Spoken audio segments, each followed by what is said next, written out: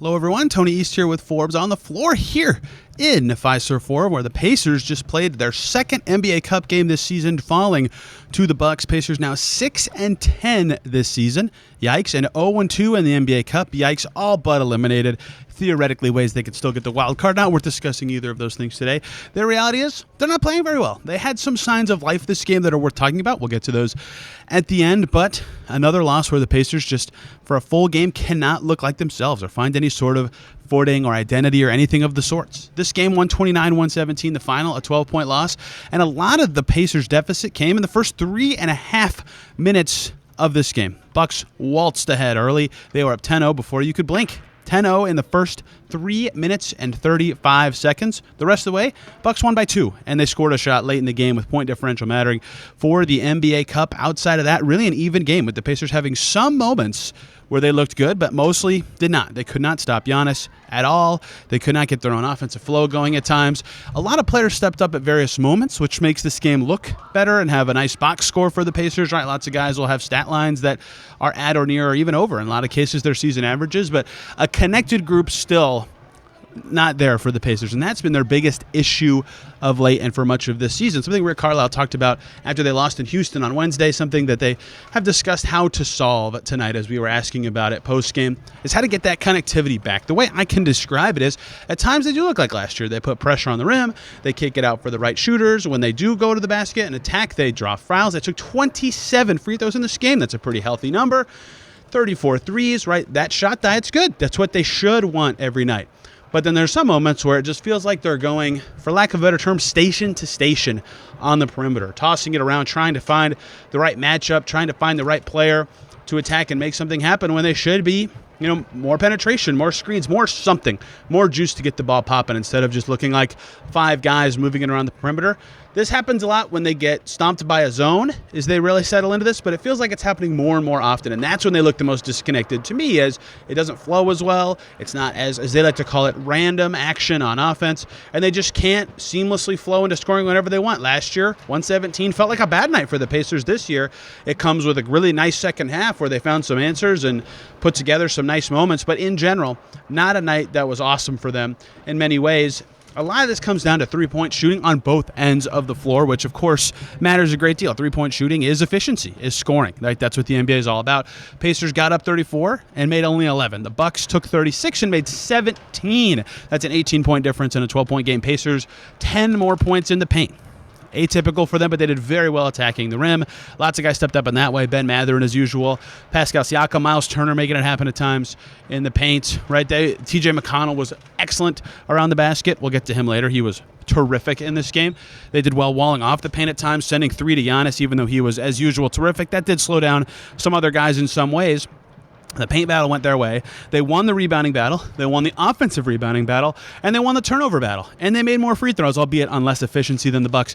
Many indicators that say this game was good for them, but the three-pointers really doomed them. They couldn't create the shots that they typically like from there. I asked Rick Carlisle about that after the game. Why does it feel like it's so much harder for the Pacers to generate the shots that they like this year than last year?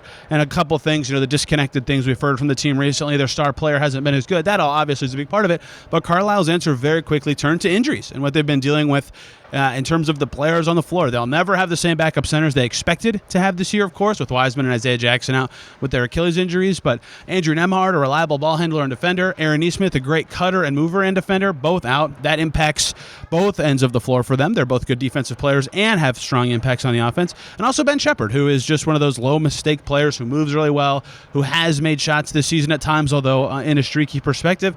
That's 5 rotation guys, potential rotation guys out that I just said, not even counting other guys in and out. So they've been turning to all sorts of different players. And to the credit of those guys, Quentin Jackson's had 2 nice games in a row. Johnny Furphy continues to impress me on the glass. He made a 3 in this game. Tristan Newton, first NBA points today. Moses Brown mixing it up 2 games in a row. Enrique Freeman, missing free throws. But again, all those guys played it fine for what you expect of them, but they're just missing a lot. The Pacers are missing a lot. That's hurting their identity just as much as anything this season. They've just run into so many hurdles that have prevented them from ever looking like themselves. They have yet to have a dominant win. They had a great fourth quarter, leading to a double-digit win against the Knicks, but I digress. I've gotten away from this game and talking about the team in general, which means I'm off topic.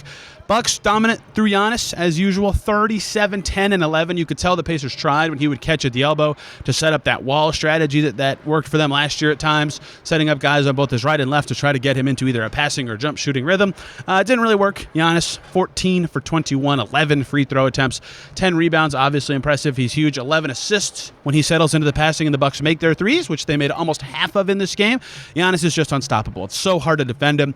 That went poorly for the Pacers. Dame Lillard looked pretty good with 24 and 12 assists. Again, another testament to the Bucks' great shooting. The assist numbers from their star players. Those two combined for 23 of the Bucks' 32 total assists in this game, and that wouldn't happen if their teammates didn't make shots. Taurean Prince, perfect 3 for 3 from deep. Bobby Portis entered this game with 12 threes made on the season. He made 3 in the first quarter. Another sign of some disconnection for the Pacers, although I think they were willing to live with some of the shots they gave up, the way they were defending Giannis. He ended up going 3 for 4 from deep. 6 for 10 for Gary Trent, who's been off at times to start this season. A lot of his were fairly open as well as a result of what they were doing, and just some sloppy transition moments leading to some of these 3 for the Bucks. So lots of the problems you expect from the Pacers in this game at times really cost them. Milwaukee able to take advantage. A team that the Pacers handled last year. The Pacers did not have any handle on this game at any time.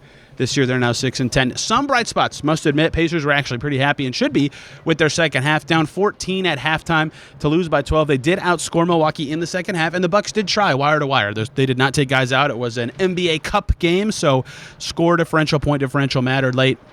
And the Bucks kept trying to at least score as much as they could, and the Pacers were scoring as well. Their offense looked better in the second half. Halliburton got going. 18 and 9 for him is not a night that he would consider good, certainly, given his statistics last year. But to finally hit some threes, to finally have some plays that looked successful for him, I think is something he'll be happy about. Even though post-game he did not certainly seem like a guy who's very happy with how he's playing or the way that this team is playing right now. Miles Turner mixed in some threes, although he would have liked to do a little more. Pascal Siakam was, as usual, great. His season has been terrific, 25 and 8 rebounds for Siakam. And in the second half, Ben Mathurin got going. He started slow, but somehow got to 20 points after that slow start, living at the line, and 9 rebounds. And TJ McConnell, though, the star of the show, everything the Pacers needed, TJ McConnell gave him tonight. 12 points on 8 shots, 8 assists, 3 steals, a ton of energy, disrupting what the Bucks were doing, getting the Pacers in motion, getting into the paint. 15 plus-minus for TJ McConnell as he carried some bench groups that otherwise struggled. The only player above a 9 plus-minus, him and Johnny Furphy, actually paired very well together.